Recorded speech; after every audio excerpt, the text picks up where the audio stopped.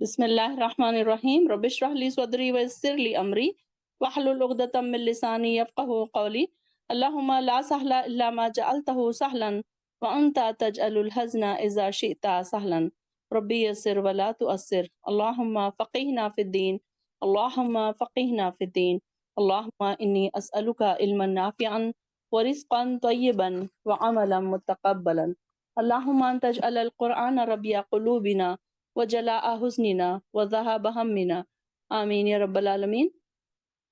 सूरह आराफ शुरू हो रहा है आज, पारा नंबर 8। कल आधा पारा हमारा हो चुका था अल्लाह ताला के इज़्न से।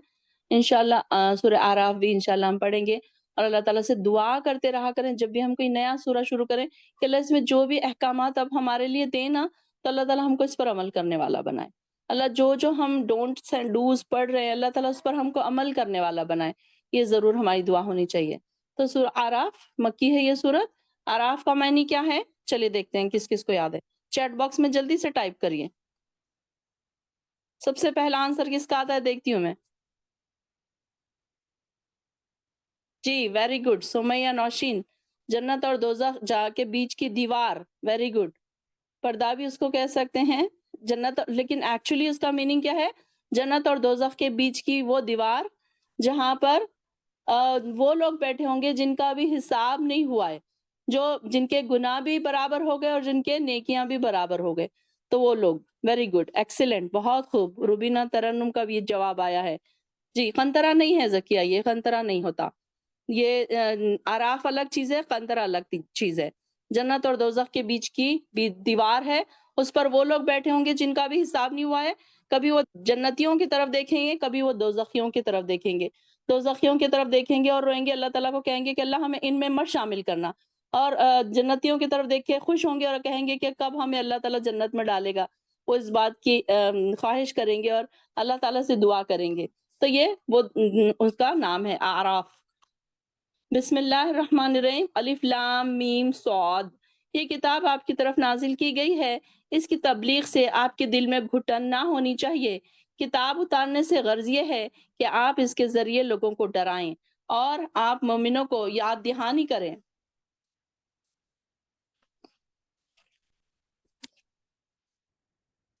आपको चाहिए कि मोमिनों को याद दहानी कराएं और आप इसके जरिए लोगों को डराएं और लोगों को जो कुछ तुम्हारी तरफ नाजिल तुम्हारे परवरदिगार से नाजिल किया गया है, इसकी पैरवी करो।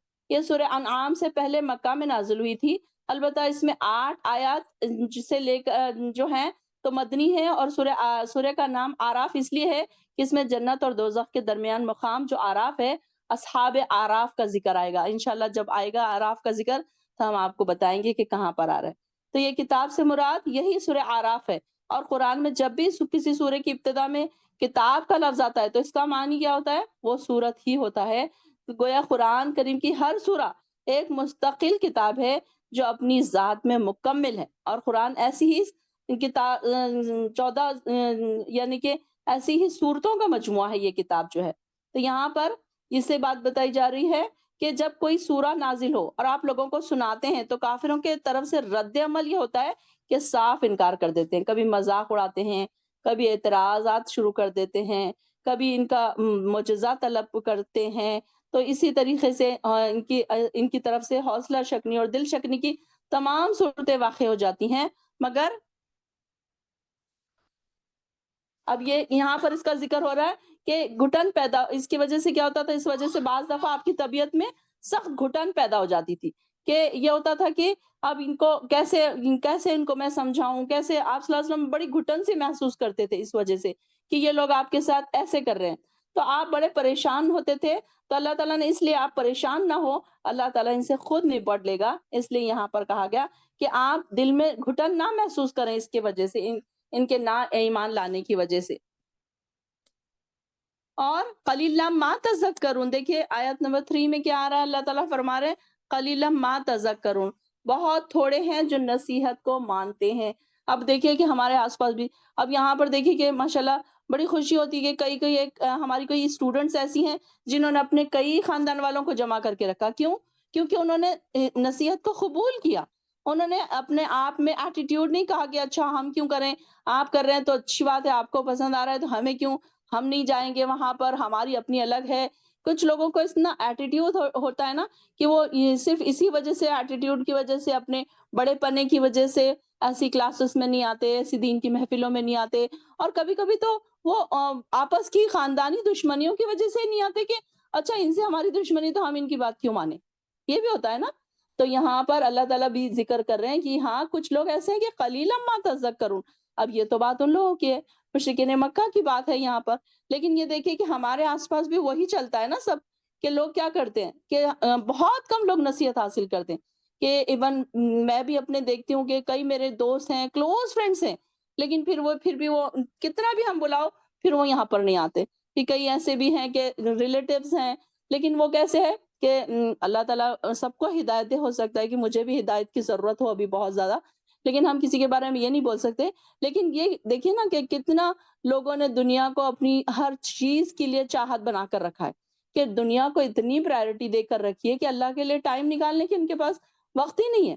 اللہ کی کلاسوں میں آنے کے لیے، قرآن کی کلاسوں میں آنے کے لیے، کسی چیز سیکھنے کے لیے ان کے پاس ٹائم نہیں۔ تو پھر کیا ہے؟ قلیلا ما تذکرون، کہ بہت کم ہے جو نصیحت کو مانتے ہیں، وہ سنتے ہیں کہ ان کو کیا کہا جا رہا ہے، اور جب ان کو بات سمجھ آتی ہے تو فوراً دوڑ کر آتے ہیں۔ دوڑ کر آنے والے کون ہوتے ہیں؟ تو اللہ والے جو ہوتے ہیں، عباد الرحمن جو ہوتے ہیں نا، اللہ کے پیارے بندے، اللہ کے دوست جو ہوتے ہیں، تو وہ آتے ہیں دوڑ دوڑ کر۔ آپ بھلے ہی بولے، آپ نے ان کے سامنے ذکر کیا، وہ فوراً دوڑے چلے آ گئے۔ ایسا ہوتا ہے ان کا خیال، کہ یہ نہیں سوچتے کہ اچھا انہوں نے بولا، اب اچھا پڑھانے والی کون ہے، اچھا وہ خود تو ایسی ہے، اس کو تو میں جانتی ہوں، وہ تو خود بھی ایسے، وہ تو سر پہ کبھی پلو نہیں رکھتی، ان کو تو میں نے کبھی بے پردہ دیکھا تھا۔ ایسے وہ جو پڑھانے والی ہوتی ہے نا، اس کے بارے میں ہی 10 باتیں لوگ کرنے بیٹھ جاتے ہیں۔ بھائی ان سے آپ کو کیا لینا دینا؟ کیا آپ ان کے اوپر وکیل بنا کر بھیجے گئے ہیں کہ وہ کیا کر رہے ہیں، کیوں کر رہے ہیں، کیسے کر رہے ہیں، کیسے رہ رہے ہیں، کیسی بات کر رہے ہیں؟ آپ کو کوئی دین کی بات بتا رہا ہے، آپ فوراً چلے جائیے، فوراً اس محفل میں بیٹھ جائیے۔ تو یہاں پر ان کی بات بتائی جا رہی ہے۔ کتنی ہی بستیاں ایسی ہیں جنہیں ہم نے ہلاک کر دیا، ہمارا عذاب ان پر رات کے وقت آیا جب وہ دوپہر کو سو رہے تھے، پھر جب ان پر عذاب آ گیا تو اس وقت ان کی پکار یہی تھی، بے شک ہم ہی ظالم تھے۔ اور جن لوگوں کی طرف ہم نے رسول بھیجے، ہم ان سے بھی سوال پوچھیں گے، بعض پرس ہوں گی ان سے، اور رسولوں سے بھی ضرور پوچھا جائے گا۔ اب یہ دیکھیے کہ اللہ کی گرفت کتنی خطرناک ہے، کہ جب انسان کو کہا جاتا ہے کہ دین کی طرف بلایا جاتا ہے، پہلے کے زمانے میں کئی انبیاء آتے تھے، دین کی طرف ان کو بلاتے تھے، لیکن وہ کیا کرتے تھے؟ یہاں پر رات کے وقت عذاب آنے سے دو میننگ ہے، کہ کئی بار ایسا ہوا کہ وہ رات میں سو رہے تھے اور عذاب آ گیا، اور دوسرا یہ کہ غفلت کی نیند سو رہے تھے، پھر جب اللہ کا عذاب آیا، جب وہ جاگے کہ اچھا ہاں ہم کو بتایا گیا تھا، ارے ہم اس طرف نہیں آئے۔ غفلت کی نیند بھی تو ایک نیند ہے نا، رات کا ہی وقت ہے وہ۔ تو اس میں یہ بات کا پھر اعتراف کرتے کہ ہاں جو قصور تھا ہمارا ہی تھا، ہم ہی غفلت میں پڑے ہوئے تھے۔ تو یہاں اس بات کا وہ ذکر کریں کہ جب ان کی حسرت کا کوئی فائدہ نہیں رہے گا، پھر اللہ تعالیٰ کے سامنے وہ بے بس ہوں گے۔ پھر اللہ تعالیٰ نے ان کے سامنے کتاب بھیجی، انبیاء بھیجے، اس کے باوجود بھی وہ غفلت کی نیندوں میں پڑے رہے۔ تو ایسے لوگوں کے بارے میں کہا جا رہا ہے کہ جب ان کے اوپر ہمارا عذاب آ جائے گا تو پھر ان کی پکار کیا ہوگی؟ ہم ہی ظالم تھے۔ قالوا انا کننا ظالمین، کہ کہیں گے ہم ہی ظالم تھے۔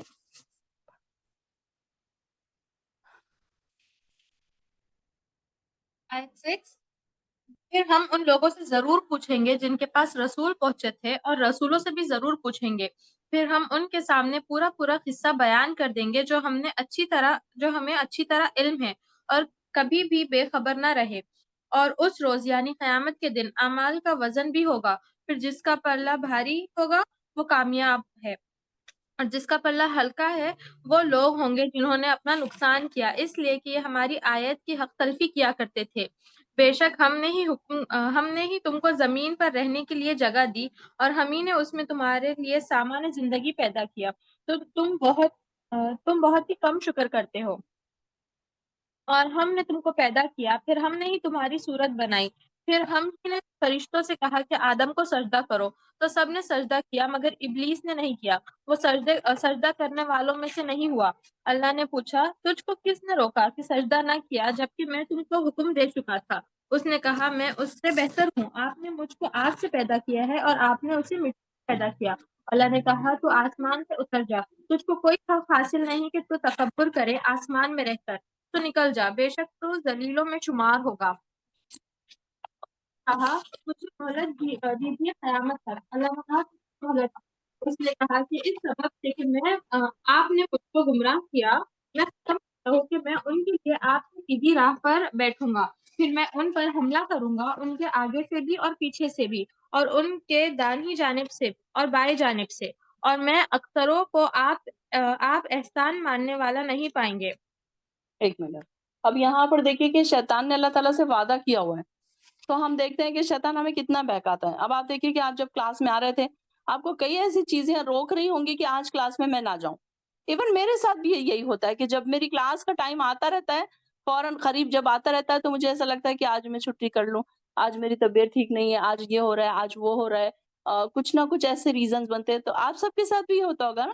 تو شیطان کیا کرتا ہے؟ شیطان انسان کو بہکاتا ہے رائٹ سے لیفٹ سے، رائٹ سے لیفٹ سے مطلب الگ الگ بہانے کر کے شیطان کیا کرتا ہے انسان کو کہ بہکاتا ہے، اور کیونکہ اس کو اللہ تعالیٰ نے چھوٹ بھی دے کر رکھی ہے، اور اللہ تعالیٰ کو اتنا بھروسہ ہے اپنے بندوں پر کہ اس نے کہا کہ میرے بندے جو ہے نا وہ بہکاوے میں نہیں آئیں گے۔ آپ دیکھیے کہ نیک لوگ ہیں، کتنا بھی شیطان بہکاؤ اس کے بہکاوے میں نہیں آتے۔ تو یہاں پر ان کے بارے میں اللہ تعالیٰ فرما رہا ہے کہ اس نے کیا کہا تھا کہ میں ان کی ہر راہ پہ بیٹھوں گا اور ہر جگہ گھات لگا کر بیٹھوں گا۔ گھات لگا کر بیٹھنا کس کو کہتے ہیں؟ کہ جیسے شیر جو ہوتا ہے نا اپنے شکار کے لیے چھپ کر بیٹھتا ہے کہ جیسے ہی شکار آئے اور اس کے اوپر حملہ کر دے۔ تو شیطان بھی ہر وقت ہمارے پاس گھات لگا کر بیٹھا ہے کہ اب کس طریقے سے ان پر حملہ کرے۔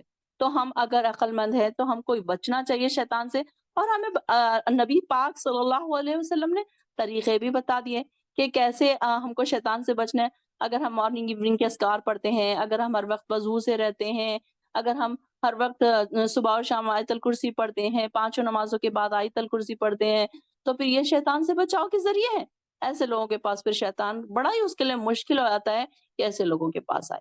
تو یہاں ان کے بارے میں بات ہو رہی ہے کہ وہ کیا کہہ رہا تھا کہ ابلیس نے کہا میں تو مجھے بھی گمراہی میں مبتلا کیا ہے تو نے، تو اب میں تیری سیدھی راہ پر بیٹھوں گا اور پھر انسانوں کو آگے سے پیچھے سے دائیں سے بائیں سے غرض ہر طرف سے گھیروں گا اور اپنی راہ پر ڈال دوں گا۔ تو ان میں سے اکثر کو شکر گزار نہ پائے گا، وَلَا تَجِدُ أَكْثَرَهُمْ شَاكِرِينَ۔ صحیح میں ایسا ہے نا، ہم لوگ بہت کم شکر ادا کرتے ہیں۔ دیکھیے کہ میں آپ کو بار بار آپ کی نعمتیں گنواتی رہتی ہوں، بالکل خیر اتنی تو نعمتیں ہمارے پاس اتنا ٹائم نہیں کہ ہم یہاں پر گنوا سکیں، بلکہ اگر ہم اپنی زندگی میں لے کر بیٹھے نا نعمتیں گننا تو شاید مہینوں ختم ہو جائیں، کاپیاں سے کاپیاں بھر جائیں، رجسٹرز کے رجسٹرز بھر جائیں، لیکن ہماری نعمتیں ختم نہ ہوں۔ لیکن دیکھیے کہ ہم کتنا کم شکر کرتے ہیں، کس وجہ سے؟ کیونکہ شیطان ہمارے دماغ میں نیگیٹو پوائنٹس ڈالتا رہتا ہے کہ دیکھو تمہارے پاس تو یہی نہیں ہے، دیکھو تمہارے پاس تو وہی نہیں ہے، دیکھو تمہارے شوہر تو تم کو نہیں پوچھتے، دیکھو فلاں کا شوہر تو کتنا اچھا ہے، دیکھو فلاں کے بچے کتنے اچھے ہیں، دیکھو فلاں کی ساس کتنی اچھی ہے، دیکھو فلاں تو اتنی جویلری خرید رہا ہے، تمہارے پاس تو کچھ نہیں ہے، دیکھو تمہارے پاس تو گھر نہیں ہے، تمہاری فلاں دوست کے پاس فلاں رشتہ دار کے پاس گھر ہے۔ یہ چیزیں نارمل ہے نا آج ہمارے درمیان، یہ ساری چیزیں کیسی ہیں؟ یہ نیچرل چیزیں، یہ عورتوں میں اسپیشلی پائی جاتی ہیں اور مردوں میں بھی ہوتی ہیں، تو اس میں پھر کیا ہوتا ہے انسان ناشکرا ہو جاتا ہے۔ اور دیکھیے کہ ہمارے پاس ہزاروں ایسی نعمتیں جن کا کبھی ہم خیال بھی نہیں آتا ہم، لیکن ہمارے پاس جو 4-5 چیزیں نہیں ہوتی ہیں نا اس کے لیے ہی ہم روتے رہتے ہیں۔ کبھی ہم خیال نہیں کرتے کہ یہ چیزیں تو بہت تھوڑی سی ہے جو ہمیں نہیں ملی ہے، اور وہ بھی کیوں نہیں ملی ہے اس میں بھی اللہ تعالیٰ کی مرضی ہے کہ ہو سکتا ہے اگر وہ ہمیں مل جائے تو اس سے ہمیں نقصان بھی پہنچے، کبھی اکثر یہ بھی ہو سکتا ہے۔ اللہ تعالیٰ نے فرمایا یہاں سے نکل جا، تو میری درگاہ سے ٹھکرایا ہوا اور رسوا کیا ہوا ہے۔ یاد رکھ یہ کیا کہا اللہ تعالیٰ نے، قال اخرج منها مذموما مدحورا، اس کو کہا اور انسانوں سے جو بھی تیری پیروی کرے گا تیرے سمیت ان سب کو میں جہنم سے بھر دوں گا، اور اے آدم تو اور تیری بیوی دونوں جنت میں رہو اور جہاں سے جی چاہے کھاؤ، مگر اس درخت کے قریب نہ جانا ورنہ ظالموں میں سے ہو جاؤ گے۔ اب یہاں پر دیکھیے کہ ایک چیز سے منع کیا گیا تھا، آدم علیہ السلام کی سٹوری پہلی بار یہ والے پارے میں آ رہی ہے، اور انشاءاللہ آپ دیکھیں گے کہ بار بار ابراہیم علیہ السلام کی سٹوری ریپیٹ ہوتی جائے گی۔ تو یہاں ان کو منع کیا گیا تھا۔ اب ہم اس بحث میں نہیں پڑھیں گے کہ وہ درخت کون سا تھا، وہ کیا تھا، کیا کون سا تھا، اس میں نہیں، ہم کو یہاں کہا گیا کہ درخت کے پاس مت جاؤ، ان کو یہ کہا گیا تھا پھر شیطان نے ان دونوں کے دلوں میں وسوسہ ڈالا تاکہ ان کی شرمگاہیں جو ایک دوسرے سے چھپائی گئی تھی انہیں کے سامنے کھول دے، اور کہنے لگا تمہارے پروردگار نے اس درخت سے صرف اس لیے روکا ہے کہ کہیں تم فرشتہ نہ بن جاؤ یا تم ہمیشہ رہنے والے نہ بن جاؤ۔ پھر ان دونوں کے سامنے قسم کھائی کہ فی الواقع میں تو تمہارا خیر خواہ ہوں، اور ان دونوں کو دھوکہ دے کر آہستہ آہستہ اپنی بات کی طرف مائل کر لیا۔ پھر جب انہوں نے اس درخت کو چکھ لیا تو ان کی شرمگاہیں ایک دوسرے پر ظاہر ہو گئی اور وہ جنت کے پتے اپنی شرمگاہوں پر چپکانے لگے۔ اس وقت ان کے پروردگار نے انہیں پکارا کہ میں نے تمہیں اس درخت سے روکا نہ تھا، اور یہ نہ کہا تھا کہ شیطان تمہارا کھلا دشمن ہے؟ وہ دونوں کہنے لگے اے ہمارے پروردگار، ہم نے اپنے آپ پر ظلم کیا، اور اگر تو نے ہمیں معاف نہ کیا اور ہم پر رحم نہ کیا تو ہم بہت نقصان اٹھانے والوں میں سے ہو جائیں گے۔ اب یہ دیکھیے، انڈر لائن کیجیے آیت نمبر 23 دعا کو۔ کیا دعا کی تھی آدم علیہ السلام اور بی بی حوا نے؟ کہ قالوا ربنا ظلمنا انفسنا۔ اب یہ دیکھیے کہ یہ ہوتے ہیں عاجزی اور انکساری کے الفاظ۔ فوراً اپنی غلطی کو مان لینا، فوراً ریپنٹنس کرنا، فوراً شرمندگی کا اظہار کر دینا، فوراً۔ اچھا، کچھ لوگ کیسے ہوتے ہیں کہ اگر ان کی غلطی ہے بھی تو کیا کہتے ہیں؟ ہاں تو کیا ہوا، ہم نے ایک بار کیا تو کیا ہوا، انہوں نے تو 1000 بار ایسے کیا، وہ فلاں تو دیکھو کتنے بار کرتے ہیں، وہ فلاں نے تو ایسے ایسے کرتے ہیں، ہم نے تو ایک ہی بار کیا۔ یہ جو ہوتی ہے نا اکڑ، انسان کو لے ڈوبتی ہے۔ پھر اللہ تعالیٰ کے پاس ایسے لوگوں کی کوئی حیثیت نہیں رہتی۔ یہاں پر دیکھیے کہ جتنے بڑے بڑے انبیاء گزرے ہیں، صالحین گزرے ہیں، ان لوگوں کی خاص بات کیا تھی کہ یہ لوگ اتنے توبہ استغفار کرنے والے، اتنے چنندہ بندے تھے اللہ تعالیٰ کے، اس کے باوجود ہر وقت پہلے توبہ کرنے والے، پہلے اللہ سے معافی مانگنے والے۔ کیا ہمارے اندر ہے یہ کوالٹی؟ سب لوگ چیک کریں، سب یہاں پر جتنی بہنیں بیٹھی ہیں نا، تو سب بہنیں چیک کریں کہ ہم بار بار پہ اللہ سے معافی مانگتے ہیں؟ کبھی ہمیں اپنی غلطی ریئلائز ہوتی ہے؟ چاہے ہم انسانوں سے ہی، چلے اللہ کے سامنے نہ صحیح، انسانوں کے سامنے کبھی ہم اپنی غلطی ریئلائز کر کے فوراً سوری کرتے؟ آج تو یہ حال ہے کہ چھوٹے بچے کو اگر آپ سوری کرنے کے لیے کہیں نا تو وہ کہے گا نہیں میں سوری نہیں بولوں گا، میں نے نہیں کیا۔ آج یہ چھوٹے بچوں کا رویہ، یہ کیوں ہے ان کا رویہ؟ کیونکہ ان کے سامنے ہم نے کبھی سوری نہیں کی۔ ہم کریں نا بات بات پہ بچوں سے بھی سوری کر لیں، کوئی اگر غلطی ہو گئی تو بچوں کے اندر بھی وہ بات پیدا ہوگی۔ تو یہ توبہ و استغفار کب آتا ہے انسان کے اندر؟ جب اپنی غلطی پر ندامت انسان کو ہوتی ہے۔ تو انسان کو ندامت ہوتی ہے تو وہ تقویٰ کی نشانی ہے، ایمان کی نشانی ہے کہ ہاں بھائی شرمندگی، فوراً شرمندہ ہو جانا، فوراً سوری کر لینا، انسانوں سے بھی اللہ تعالیٰ سے بھی، کہ یہ ہے پھر اللہ تعالیٰ ایسے لوگ جو ہیں پھر کیسے وہ فوراً کہتے ہیں کہ اللہ ہم سے ہی غلطی ہوئی۔ آدم علیہ السلام نے بھی کیا کہا؟ آدم علیہ السلام نے یہ نہیں کہا تو اچھا کیا ہوا، میں نے ایک ہی تو پھل چکھا تھا تو کیا ہوا، ایک چکھ لیا تو اب اتنی بھی کوئی بڑی غلطی نہیں ہو گئی، ایسے نہیں انہوں نے کہا۔ دیکھیے نا کہ آدم علیہ السلام پہلے شخص تھے جو ان کو اللہ تعالیٰ نے بنایا اپنے ہاتھ سے، اور ان سے چھوٹی سی غلطی ہو گئی، صرف ایک اللہ تعالیٰ کی نافرمانی ہو گئی تو انہوں نے فوراً توبہ و استغفار کر لیا، فوراً کہا کہ اللہ مجھ سے غلطی ہوئی، ربنا ظلمنا، اللہ ہم نے ہی ظلم کیا اپنے آپ پر۔ یہ سیکھیں، یہ ہمارے کردار میں شامل ہونا چاہیے ہر جگہ، چاہے گھر میں ہو چاہے بڑے۔ اگر ہم بڑے ہیں نا تو بھی کوئی ایسی شرمندگی محسوس نہیں کرنا کہ ہم اپنے چھوٹوں سے سوری کیسے کہیں۔ ساس ہے تو بہو سے سوری کر لے، کوئی بڑی بات نہیں، کوئی آپ کی عزت کا آپ کا مقام نہیں چلا جائے گا، آپ ساس سے بہو نہیں بن جائیں گے، تو عزت وہیں رہے گی، چاہے آپ بیٹی ہیں چاہے آپ ماں ہیں، اپنے بچوں سے سوری کر لیں، چھوٹے بچے اگر آپ کی تو ان سے بھی سوری کر لیں آپ کہ نہیں بیٹا مجھ سے غلطی ہو گئی، چلو کوئی نہیں اگلی بار میں نہیں کروں گی۔ ہوتا ہے نا کبھی کبھی بڑوں سے بھی غلطی ہوتی ہے، ایسا نہیں کہ ہم بڑے ایک دم دودھ کے دھلے ہیں کہ ہم سے کوئی غلطی ہی نہ ہو۔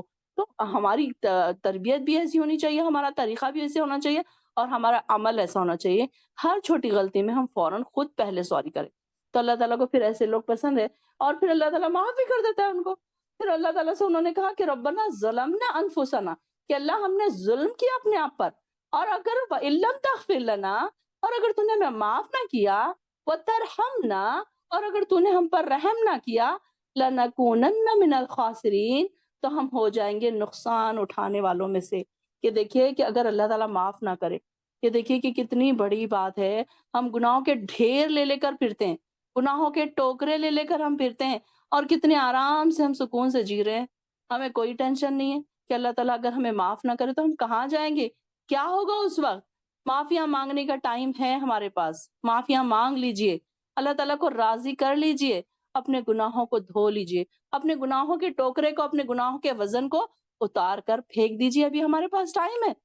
ये टाइम खत्म होने से पहले-पहले हमको भी क्या करना है, अपने अल्लाह को मना लेना है, अपने अल्लाह को राज़ी कर लेना है, ताकि अल्लाह ताला हम पर भी रहम करे और हम फिर खसारा उठाने वालों में से ना हो जाए। तो देखिए कि कितनी अच्छी बात है, कितनी प्यारी दुआएँ हमें कुरान सिखाता है। ये कि देखिए कि कुरान का तरीक़ा कितना अच्छा है, कि एक तो हमको अल्फ़ाज़, अगर देखिए कि हमको अल्फ़ाज़ कहाँ से आते दुआ के, अब हम तो क्या माँगते हैं हमारी दुआओं में, बच्चों को ये दे दे, शौहर को अच्छी जॉब मिल जाए, घर मिल जाए, जॉब मिल जाए, ये घर चाहिए, ये हमारी ये ज्वेलरी चाहिए, और ये ऐसी तो दुआएँ हैं हमारी दुनिया की, दुनियादारी की दुआएँ हैं हमारी सारी। ख्वाहिशें ख़त्म ही नहीं होती, हर ख्वाहिश ऐसी कि हर ख्वाहिश पे दम निकले। तो वही ख्वाहिशों की लंबी लिस्ट हम अल्लाह ताला के सामने बोलते होते हैं। हम कभी अपनी गलतियों पर शर्मिंदा नहीं होते, हम कभी अल्लाह से रहम की भीख नहीं माँगते, हम अल्लाह से के सामने कभी तौबा इस्तग़फ़ार नहीं करते, अपनी गलतियों पर शर्मिंदा नहीं होते, नादिम नहीं होते। हमारा तो माँगने का तरीक़ा ही कुछ और है। देखिए कुरान का कितना प्यारा अंदाज़ है कि हमें माँगना भी सिखा रहा है अल्लाह ताला की। देखिए बड़ाई देखिए अल्लाह ताला की, सुभान अल्लाहि बिहम्दिही, सुभान अल्लाहिल अज़ीम, कि अल्लाह ताला कितना रहीम और कितना शफ़क़त वाला अपने बंदों को, कि वो माँगना भी सिखा रहा है और माफ़ भी कर रहा है। कैसे माफ़ी माँगना है ये भी उसने सिखा दिया। अगर हमें ना आता तो हम क्या करते? हमें पता ही ना होता कैसे माफ़ी माँगनी है तो हम क्या करते? हमें अगर ऐसी दुआएँ ना सिखाई जाती तो हम क्या करते? हमारे पास तो कोई ऑप्शन नहीं रहता। हमारे पास तो बस दुनिया की किताबें हैं, उसका इल्म है। लेकिन ये दुआओं की तरीक़े देखिए अल्लाह ताला ने कितनी प्यारी दुआएँ हमें सिखाई, नबी ने हमारे कुरान के ज़रिए से ये सारी दुआएँ हम तक पहुँची, और कितने प्यारे अल्फ़ाज़ हैं जो हम कभी दिल में सोच भी नहीं सकते थे।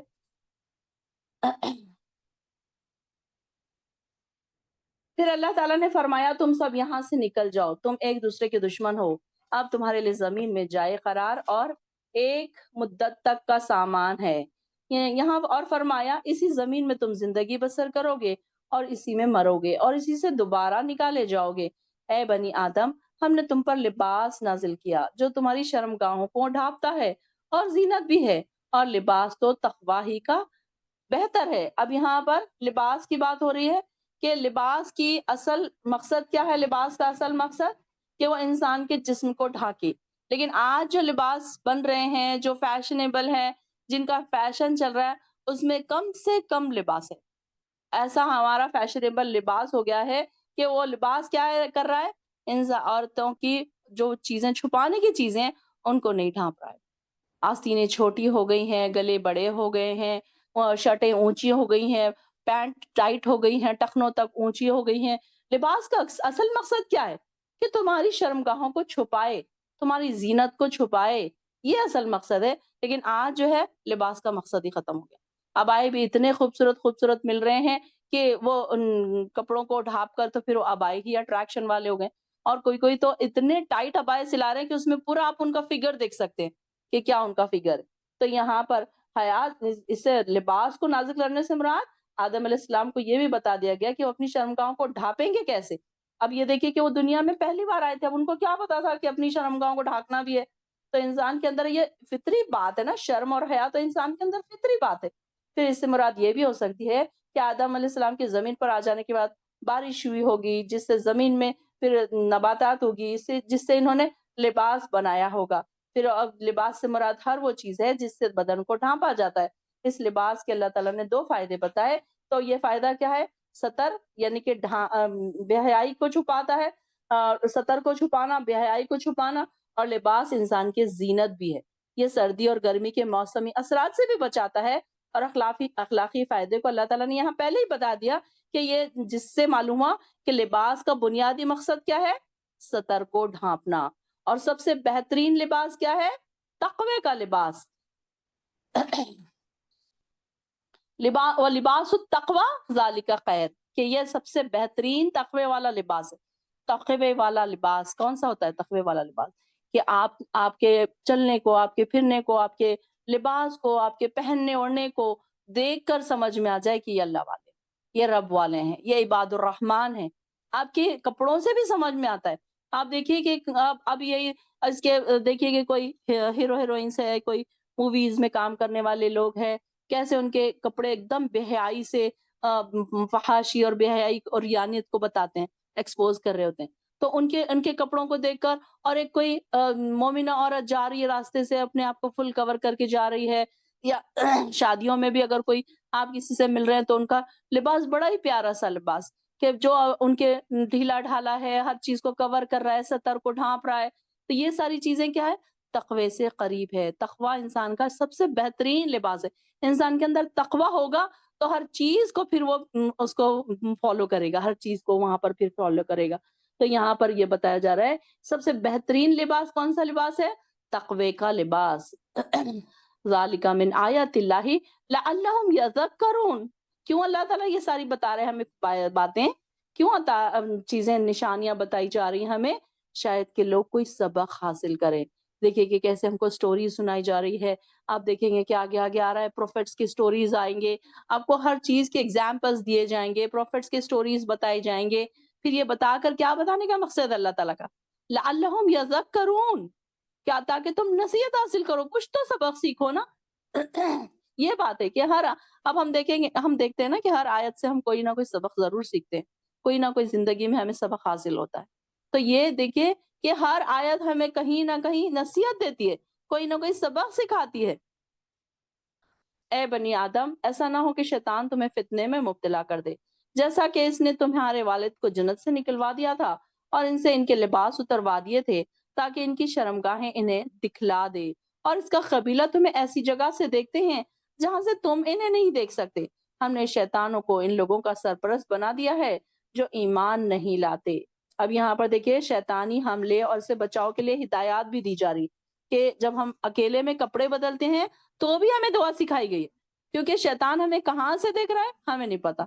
अब ये ज़रूरी नहीं है कि हम कमरे में अकेले हैं या हम बाथरूम में अकेले हैं तो अब हमें कोई नहीं देख रहा, बल्कि शैतान हमें हर जगह से देखता रहता है। तो शैतान के मक्र फ़रेब से हमें होशियार रहना चाहिए, क्योंकि शैतान ने तो सब्ज़ बाग दिखाकर जन्नत से आदम अलैहिस्सलाम को भी निकलवा दिया, तो हम क्या चीज़ है? तो हम तो आम इंसान हैं। तो इंसानों को शैतान का सबसे पहला वार इंसान के लिबास पर होता है। इंसानों को फ़हाशी में मुब्तला करके, बेहिजाबी को आम करके, और पर्दा पर्दा उतार देता है इंसान का। ये तुम्हारा दुश्मन है जो तुम्हें देख रहा है। आप देखिए कि आजकल बेहयाई आम है। कई लोगों को तो मैं देखती हूँ कि सऊदी अरबिया में रहकर माएँ नोज़ पीस पहनकर जा रही हैं और बेटियाँ उनके फेस खुले। बेटियाँ इतनी प्यारी खूबसूरत बेटियाँ। तो भाई अगर 2 औरतें जा रही हैं, जो एक यंग बच्ची है और एक 40-50 साल की औरत है, 50 के ऊपर की औरत है, तो 50 साल की औरत को वैसे भी कोई नहीं देखेगा, बच्ची को ही सब देखेंगे।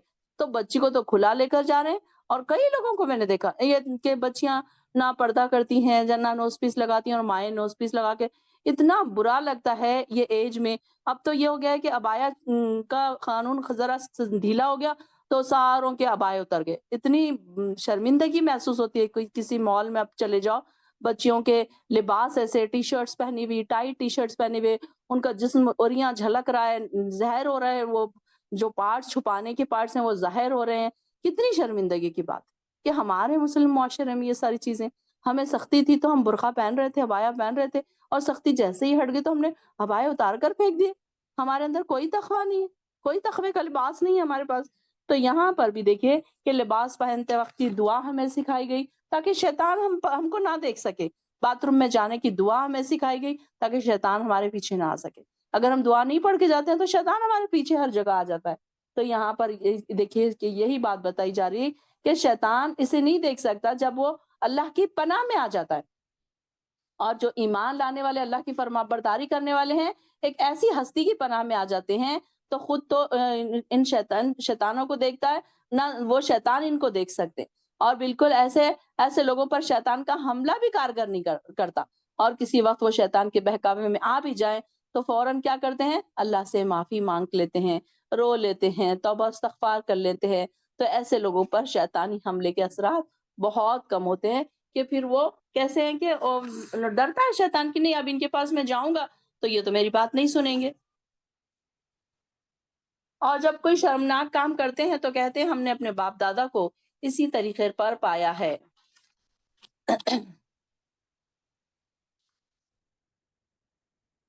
और अल्लाह ने हमें ऐसा ही करने का हुक्म दिया है। आप इनसे कहिए, अल्लाह कभी बेहयाई का हुक्म नहीं देता। अब ये देखिए کہ کچھ لوگ کیسے ہیں کہ ان کے پاس پہلے سے ہی ان کے پاس نہ پردہ ہے، نہ عبایا پہننے کا طریقہ ہے، پورے گھر میں پورے خاندان میں کوئی بھی عبایا نہیں پہنتا، تو آپ کیا سوچ رہے ہیں؟ ان کی آج کی جنریشن کیا عبایا پہن کے گھومے گی؟ وہ کہے گی کہ نہیں ہمارے گھر میں تو کوئی نہیں پہنتا، ہمارے تو ہماری دادی بھی نہیں پہنتی تھی، ہماری نانی بھی نہیں پہنتی تھی، ہماری امی بھی نہیں پہنتی تھی، تو ہم کیوں پہنے؟ تو یہ دیکھیے کہ کس سے نیکی کہاں سے جا رہی ہے؟ ہم سے نیکی جا رہی ہے آگے۔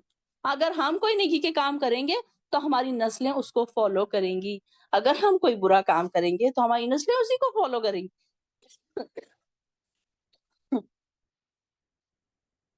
آیت 29 آپ فرما دیجئے کہ میرے رب نے انصاف کرنے کا حکم دیا ہے اور یہ بھی حکم دیا ہے کہ ہر سجدہ کرنے کے وقت تم اپنا رخ سیدھا کر لیا کرو اور اللہ کی عبادت بھی خالص اللہ ہی کے لیے کیا کرو۔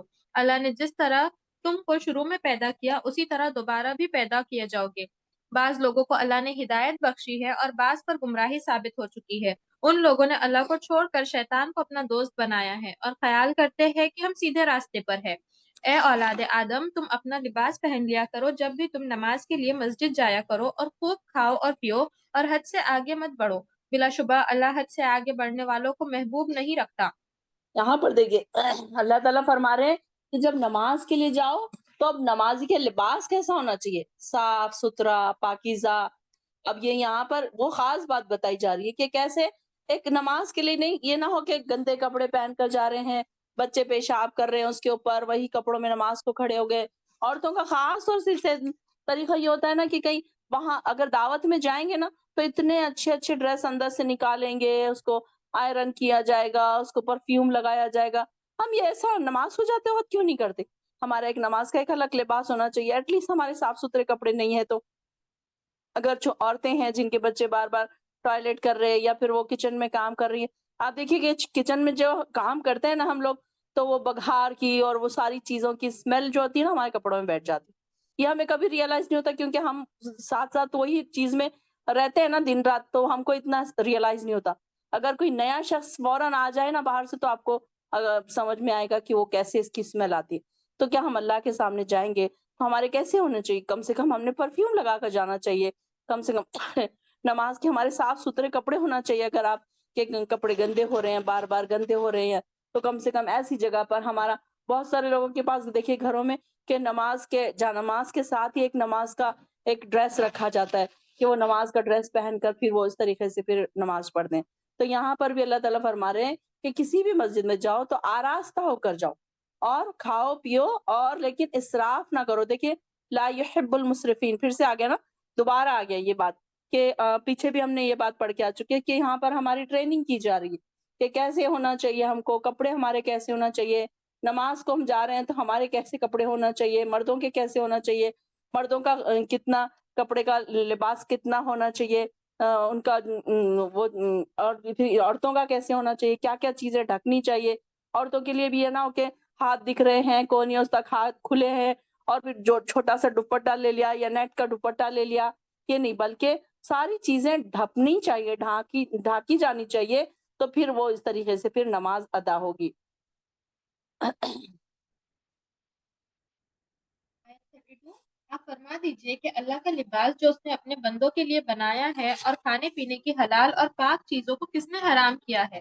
آپ یہ بھی فرما دیجئے کہ یہ چیزیں مومنین کے لیے ہے اس دنیا کی زندگی میں، خالص ہے ان کے لیے قیامت کے روز۔ ہم اسی طرح سمجھنے والوں کے لیے تمام آیتیں صاف صاف بیان کرتے ہیں۔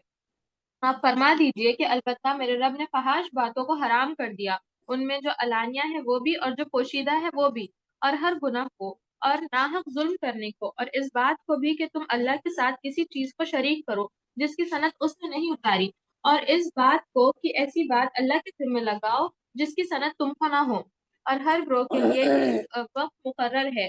سو جب ان کی وہ وقت مقررہ آ جائے گا اس وقت ایک گھڑی بھی پیچھے ہٹ نہ سکیں گے اور نہ آگے بڑھ سکیں گے۔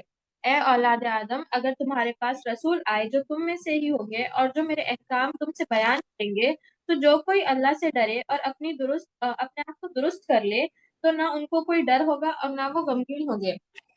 اور جو لوگ ہمارے احکام کو جھٹلائیں گے اور اس سے غرور کریں گے تو وہ دوزخی ہوں گے اور وہ ہمیشہ ہمیشہ اسی میں رہیں گے۔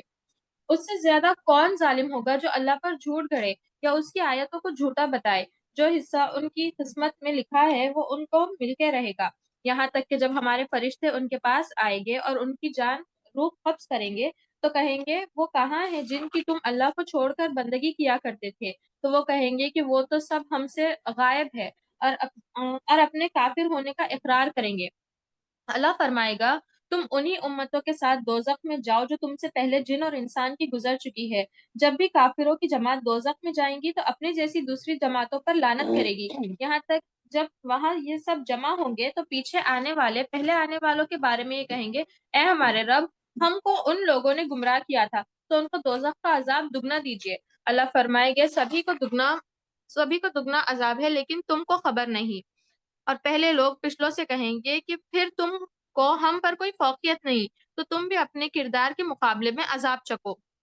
بلا شبہ جو ہماری آیت کو جھوٹا بتائے گا اور ان سے تکبر کرتے رہیں گے، ان کے لیے آسمان کے دروازے نہیں کھولے جائیں گے اور وہ لوگ جنت میں کبھی داخل نہیں ہوں گے جب تک کہ اونٹ سوئی کے ناک کے اندر سے نہ چلا جائے۔ اونٹ سوئی کے ناکے میں سے نہ نکل جائے۔ اب یہاں پر دیکھیے کہ اونٹ سوئی کے ناکے میں سے داخل ہونا، اب یہ کیسا انہوں نے ایک شرط کیسی بتائی اللہ تعالیٰ نے کہ یہ لوگ جو ہماری آیتوں کو جھٹلاتے ہیں، ان سے اکڑ کر بیٹھے ہیں، تو ان کے لیے آسمان کے دروازے نہیں کھولے جائیں گے۔ اب یہ ہم نے پیچھے بھی پڑھا تھا نا کہ جب روح کو فرشتے اوپر لے کر جاتے ہیں تو آسمان کے دروازوں کو نوک کرتے ہیں، پھر فرشتے ان کے لیے ویلکم کرتے ہیں، روح کو اوپر لے کر جایا جاتا ہے۔ تو یہاں پر اب یہ برے لوگوں کی بات ہم نے سنی تھی نا کہ فرشتے لے کر جائیں گے بری روح کو، بد روح کو، تو ان کے لیے دروازے نہیں کھولے جائیں گے۔ اب یہاں پر ان کی بات ہو رہی ہے کہ یہ جو ہے نا یہ عربی زبان کا محاورہ ہے، یعنی کہ کوئی بات ناممکن جب ہوتی ہے نا، اب ہمارے اردو میں بھی دیکھیے کہ کئی محاورے ہوتے ہیں، انگلش میں بھی کچھ محاورے ہوتے ہیں، تو یہ اس میں عربی میں بھی اس قسم کے محاورے، تو یہ لوگ جیسے کوئی چیز اب پاسبل ہی نہیں ہے تو اس کے لیے یہ اس طریقے کا محاورہ استعمال کرتے ہیں۔ جس طریقے سے اونٹ کا سوئی کے ناکے میں سے داخل ہونا ناممکن ہے، ویسے ہی شیطان سیرت آدمیوں کا، لوگوں کا جنت میں داخل ہونا ناممکن ہے۔ جنت میں داخلہ تو دور کی بات ہے، ایسے لوگوں کی روح کو جب فرشتے آسمان کی طرف لے کر جائیں گے تو آسمان کا دروازہ بھی ان کے لیے نہیں کھولا جائے گا، جبکہ نیک لوگوں کا ویلکم ہوگا، شاندار استقبال ہوگا، اور بدکار لوگوں کی روح کو کہاں پھینکا جائے گا؟ کل ہی بتایا تھا میں نے، کہاں پھینکا جائے گا بدکار لوگوں کی روح کو؟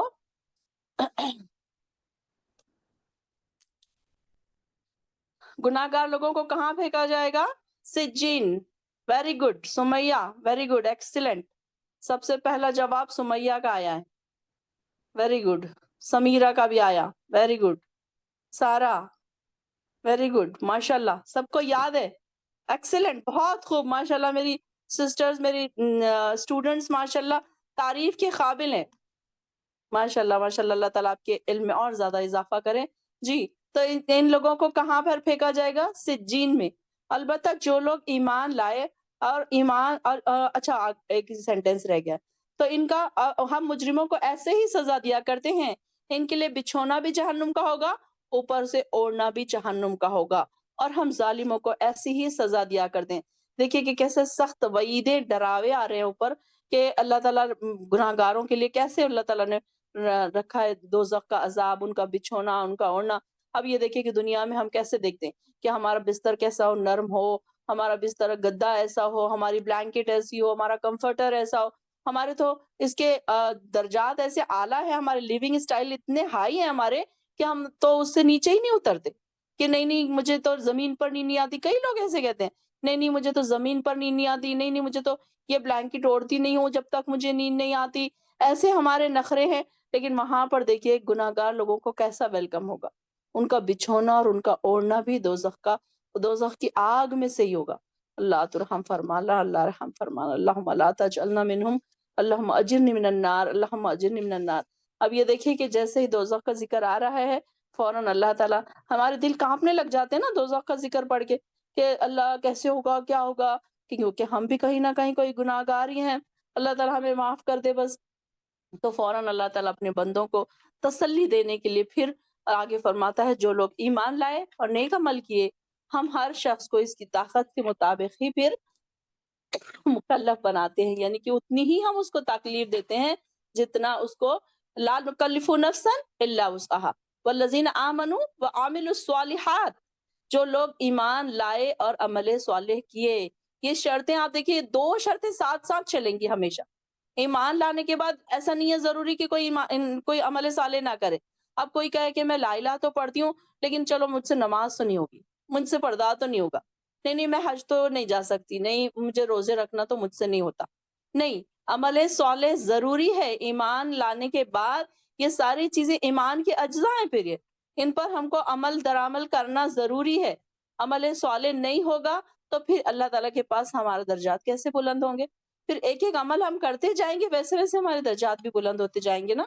उलाइका अस्हाबुल जन्नह हुम फीहा खालिदून। क्या दुआ करेंगे हम यहाँ पर? जन्नत का जब ज़िक्र आएगा तो क्या दुआ करेंगे हम लोग? वेरी फास्ट, चैट में जल्दी से टाइप करिए।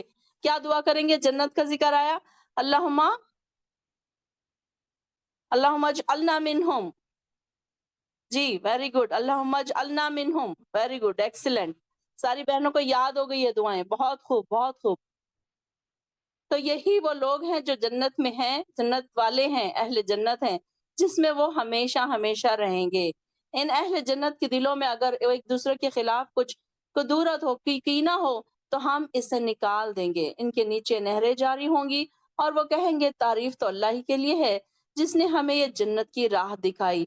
वाक़ई देखिए ना, सोचे तो सही कि ये राह हमको किसने दिखाया? कुरान की तरफ हमें किसने भेजा? हमको ईमान वाला किसने बनाया? ईमान वाले घरों में हमको किसने पैदा किया? कभी बैठकर अकेले में ये भी सोचा करें। हर वक़्त दुनिया के बारे में ना सोचा करें कि मेरे बच्चों का क्या होगा, मेरे शौहर का क्या होगा, घर में क्या पकेगा, सफाई क्या करनी है, खाना क्या बनाना, यही नहीं सोचा करें। बल्कि ये सोचें कि अल्लाह ताला देखिए कि हमको कैसे अल्लाह ताला ने इस तरफ बुलाया, कैसे अल्लाह ताला ने जन्नत की राह दिखा दी। अल्लाह ताला हमें कितना, अल्लाह ताला का ये बड़ा हमारे पर एहसान है कि अल्लाह ताला ने हमको चुना और इस तरफ हमको भेज दिया। वरना अगर अगर अल्लाह ताला हमको कोई काफ़िर के घर में पैदा कर देता, कोई नॉन मुस्लिम के घर में पैदा कर देता, हमें तो अक़ल भी नहीं होती, समझ-बूझ भी ना होती। तो हम ये सोचते कि हाँ, चलो यही सही है कि हम अपने माँ-बाप को जिस चीज़ पर चलता हुआ देखते, तो हम उसी को समझते ना कि यही सही है। हमें क्या पता होता कि कोई दीन इस्लाम भी है, जो वो सही मज़हब है। हम तो देखते कि हमारे घर में जब हम आँख खोलते, हम अपने आस-पास जो दीन को देखते, जो मज़हब को देखते, हम उसी को कबूल कर लेते। लेकिन देखिए कि अल्लाह का लाख-लाख शुक्र अदा किया करें। मैं आपको बार-बार ये रियलाइज़ करवाती हूँ कि ये बहुत बड़ी खुशकिस्मती है हमारी कि हम ईमान वाले घरों में पैदा हो गए। हमारे माँ-बाप ने हमको जब बोलना आया, हमें ला इलाहा बोलना सिखाया, बिस्मिल्लाह बोलना सिखाया, अल्लाह का नाम लेना सिखाया, नमाज़ पढ़ना सिखाया। ये बहुत बड़े ऑनर की बात है। तो यहाँ क्या क्या द अल्लाह ताला फरमा रहे हैं कि अल्लाह ही तो है जिसने हमें ये जन्नत की राह दिखाई, और अल्लाह हमें ये राह ना दिखाता तो हम कभी राह ना पा सकते। बेशक, बेशक ये बात तो सच है ना। इसको इमेजिन कीजिए, कभी रियलाइज़ करने की कोशिश कीजिए कि वाक़ई अल्लाह ताला हमें, अब देखिए कि जिस जिस महफ़िल में आप बैठे हैं, कौन बुलाया आपको यहाँ पर? कौन लेकर आया आपको? आप खुद नहीं आ गए। आप ये ना सोचें कि हाँ, मैं तो बहुत नेक हूँ, मैं तो ऐसी महफ़िल में खुद ही आ गई। नहीं, बल्कि अल्लाह ताला आपको लेकर आए। अल्लाह ताला ने आपके लिए रास्ते आसान कर दिए। कई लोग ऐसे हैं जिनके लिए रास्ते अभी भी तंग है, वो इस तरफ नहीं आते। चाहे आप उनको कितना भी बुलाओ, उनके लिए कुछ ऐसी-ऐसी मजबूरियाँ हैं, कुछ ऐसे-ऐसे मसरूफियात हैं, कुछ इनके रीज़न्स जेन्युइन भी है, कुछ नहीं भी हैं। लेकिन वो देखिए कि अल्लाह ताला ने उनको यहाँ नहीं बुलाया, आपको यहाँ बुलाया अल्लाह ताला ने। तो आप कितने खुशकिस्मत हैं। मैं तो बार-बार कहती हूँ कि जो ऐसी महफ़िलों में बैठते हैं, अल्लाह के ख़ास बंदे हैं, चोज़न वन्स हैं आप लोग। बहुत खुशकिस्मत हैं आप लोग कि अल्लाह ताला ने आपको पसंद किया और इस महफ़िल की तरफ चला दिया और आप दौड़े चले आ गए। चलिए ठीक है, अगर हमारा इंटेंशन 100% नहीं भी है, 90 भी है, 80 भी है, लेकिन है तो सही इस महफ़िल में बैठे हुए आप। आपको इसका ऑनर तो मिल रहा है, आपको अल्लाह ताला आपके ऊपर नूर बरसा रहा है। फ़रिश्ते आपके पास-पास आके बैठे हैं। हो सकता है कि आप में से किसी से फ़रिश्ते आपसे आके मुसाफ़ा कर रहे होंगे, शेक हैंड कर रहे होंगे, हमें नहीं पता। अल्लाह ताला खुश होता है ना, फ़रिश्तों को भेज देता है। हमने पढ़ा ना कि फ़रिश्ते आकर इस महफ़िल में बैठ जाते हैं, गलियों में घूमते रहते हैं फ़रिश्ते। तो अल्लाह तक के फ़रिश्ते जब देखते हैं कि ऐसी महफ़िल चल रही है, तो ऐसी महफ़िल में आकर फ़रिश्ते बैठ जाते हैं, हमारे आस-पास फ़रिश्ते बैठे होंगे। जस्ट इमेजिन, अपने आप को अच्छा साफ-सुथरे कपड़े पहनाकर और परफ्यूम लगाकर इस तरीके से बैठा करें, ये भी सोचा करें कि हमारे घर पे مہمان کون آنے والے؟ فرشتے۔ ہمارے گھر کوئی مہمان آتے ہیں تو ہم کیا کرتے ہیں؟ اچھا صاف ستھرے صفائیاں کرتے ہیں، صاف ستھری چادریں بچھاتے ہیں اور روم اسپرے کرتے ہیں۔ تو فرشتے بھی تو آ رہے ہیں ہمارے گھر پہ، ان کے لیے بھی ویلکم کی کچھ تیاری کیجیے آپ۔ اور جنت والے دوزخ والوں کو پکاریں گے کہ ہم نے اپنے وعدے کو جو ہمارے رب نے ہم سے کیا تھا بالکل سچا پایا۔ تو تم سے جو تمہارے رب نے وعدہ کیا تھا تو کیا تم نے بھی اسے سچا پایا؟ وہ کہیں گے ہاں۔ پھر ایک اعلان کرنے والا دونوں کے درمیان اعلان کرے گا کہ اللہ کی مار ہو ان ظالموں پر جو اللہ کی راہ سے روکتے تھے اور اس میں کجی تلاش کیا کرتے تھے اور وہ آخرت کو بھی نہیں مانتے تھے۔ اور ان دونوں کے درمیان ایک آرا ہوگی اور آراف پر بہت سے آدمی ہوں گے جو ہر آدمی کو اس کی نشانی سے پہچان لیں گے۔ اب اور یہاں وہ یہاں پر دیکھیے آراف کا ذکر آ گیا، آیت نمبر 46 میں آپ انڈر لائن کر لیجیے آپ کہ آراف کا ذکر آ گیا۔ وَبَيْنَهُمَا حِجَابٌ، ان کے درمیان ایک آڑ ہوگی، ایک اوٹ ہوگا، اور آراف پر کچھ آدمی بیٹھے ہوں گے۔ وَعَلَى الْأَعْرَافِ رِجَالٌ يَعْرِفُونَ كُلًّا بِسِيمَاهُمْ، ان کے چہروں کے نشان سے، ان کے پیشانی کے نشانات سے انہیں پہچانے جائیں گے۔ اب یہاں پر دیکھیے کہ آراف کا یہاں پر ذکر آ رہا ہے کہ اصحاب آراف کون سے ہوں گے۔ ان کے متعلق بہت سے اقوال ہیں کہ جن میں سب سے بہتر کیا ہے کہ یہ وہ لوگ ہیں جن کی نیکیاں اور برائیاں برابر ہو گئی اور وہ اس مقام پر بیٹھے ہوں گے، اور ان کے ایک طرف اہل جنت ہوں گے اور جنہیں وہ ان کے نورانی چہروں کی بدولت پہچانتے ہوں گے، اور دوسرے طرف اہل دوزخ ہوں گے جن کی جو سیاہی جو ہے کالی کلوٹی رنگت کی بنا پر وہ انہیں پہچان لیں کہ یہ دوزخی ہے اور یہ جنتی ہیں، اور کہیں گے کہ وہ کیا کہیں گے؟ وَنَادَوْا أَصْحَابُ الْجَنَّةِ أَنْ سَلَامٌ عَلَيْكُمْ، جو جنت والے اہل جنت کو آواز دیں گے، کہیں گے تم پر سلامتی ہو۔ یہ آراف والے ابھی جنت میں داخل تو نہ ہوئے ہوں گے، البتہ اس کی امید ضرور رکھتے ہوں گے۔ اور جب ان کی نگاہیں اہل دوزخ کی طرف پھیری جائیں گی تو کہیں گے قالوا ربنا لا تجعلنا مع القوم الظالمین، کہ اللہ ہمیں یہ ظالم قوم کے ساتھ نہ شامل کر دینا، یعنی کہ یہ جو انہوں نے گناہ گار ہیں یہ، ان کے ساتھ دوزخ میں ہمیں نہ ڈالنا۔ انڈر لائن کیجئے ربنا لا تجعلنا مع القوم الظالمین۔ اور یہ اہل اعراف کچھ لوگوں کو ان کی پیشانیوں سے پہچان کر آوازیں دیں گے کہ کیا ہم تمہارے ساتھ نہ تھے، تمہارے کچھ کام نہ آئے، وہ چیزیں جن کے بل پر تم اکڑتے تھے۔ آپ دیکھیے کہ تمہارے جو کام تھے، تمہاری جو جمعیت تھی، تمہارے جو تمہارا گروپ جو تھا، تمہارے گھر والے جو تھے، تمہارے اتنے بڑے بڑے عہدے تھے، تو کیا یہ تمہارے کام آئے؟ وہ چیزیں جن کے بل پر تم اکڑتے تھے، کیا یہ اہل جنت وہی لوگ نہیں ہیں جن کے متعلق تم قسم کھا کر کہتے تھے اللہ انہیں اپنی رحمت سے کچھ بھی نہیں دے گا؟ انہیں تو آج یہ کہا گیا کہ جنت میں داخل ہو جاؤ، ادخلوا الجنت لا خوف علیکم ولا انتم تحزنون۔ سبحان اللہ، کہ کتنے پیارے الفاظ ہیں۔ ہم ذرا یہ بھی تو یہاں پر اللہ تعالیٰ سے دعا کرے کہ اللہ ہمیں بھی ایسے الفاظ تو کہہ دینا جب ہم آپ کے پاس آئیں، جب ہمارا حساب کتاب ہو جائے تو ہمیں بھی کہہ دینا کہ اللہ اے لوگوں تم بھی جنت میں داخل ہو جاؤ، اور تم پر اب کوئی خوف نہیں ہوگا، نہ تم غمزدہ ہوں گے۔ اور دوزخی اہل جنت کو آواز دیں گے ہم پر بھی کچھ پانی اڈیل دو، اللہ نے جو کچھ تمہیں کھانے کو دیا ہے اس میں سے کچھ گرا دو۔ اہل جنت جواب دیں گے اللہ تعالیٰ نے یہ دونوں چیزیں کافروں پر حرام کر دی ہیں جنہوں نے اپنے دین کو کھیل اور تماشا بنا رکھا تھا، اور دنیا کی زندگی نے انہیں دھوکے میں ڈال رکھا تھا۔ کیا ریزن بتایا انہوں نے کہ دنیا کی زندگی نے ہمیں دھوکے میں ڈالا؟ انسان کیا کرتا ہے؟ دنیا کمانے کے لیے اپنی ساری زندگی ختم کر دیتا ہے، اس کو یہ احساس ہی نہیں رہتا کہ میرے پاس کچھ لمحے باقی ہیں۔ اب دیکھیے نا، ہماری اتنی سی زندگی ہے، اگر ہم اس کو 60-70 سال کی زندگی کو ہی سوچے تو اب ہم جس ایج میں ہیں، اب یہاں پر بیٹھے کوئی 40 بھی ہوں گے، کوئی 50 بھی ہوں گے، کوئی 60 بھی ہوں گے، تو دیکھیے کہ زندگی کا ایک لمبا حصہ ہم گزار کے آ چکے ہیں، اور سمجھ لیجیے کہ وہ غفلت میں ہی ہم نے گزارا ہے۔ تو یہاں پر اللہ تعالیٰ فرما رہے ہیں کہ انہوں نے کیا کیا تھا؟ دنیا کی زندگی کو ہی اپنا انہوں نے کھیل تماشا انجوائمنٹ کا سامان بنا رکھا تھا۔ آپ دیکھیے کہ ہمارے آس پاس کئی ایسے لوگ ہیں جو دنیا دنیا دنیا کے انجوائمنٹ میں اتنا خوش ہیں کہ اس میں سے وہ نکلنا ہی نہیں چاہتے۔ آج یہاں پر پارٹی ہے تو کل وہاں پر دعوتیں ہو رہی ہیں، تو وہاں پر کٹی پارٹی ہو رہی ہیں، تو وہاں बाहर घूमने जाने का कुछ प्रोग्राम। आजकल तो नया निकला है कि लेडीज की घूमने जाने का प्रोग्राम बन रहा है। कहीं माँ बेटी चले हैं, कहीं दो फ्रेंड्स मिलके चले हैं। तो क्या है ये नया निकला है सिस्टम के औरतें औरतें घूमने के लिए चली। तो ये सारी चीजें क्या है, दुनिया को उन्होंने खेल तमाशा बना रखा है, अपने एंजॉयमेंट का सामान बना कर रखा है। और यही दुनिया की जिंदगी ने क्या किया, धोखे में डाल के रखा। कैसे? अभी तो बहुत टाइम है, चलो कर लेंगे, अभी बुढ़ापे में करेंगे। हज के लिए भी लोग क्या करते हैं, हज को कब तक डिले करते हैं? आखिरी वक़्त के लिए डिले करते हैं। हमें तो पता भी नहीं होता कि मौत चुपके से कब आ जाएगी।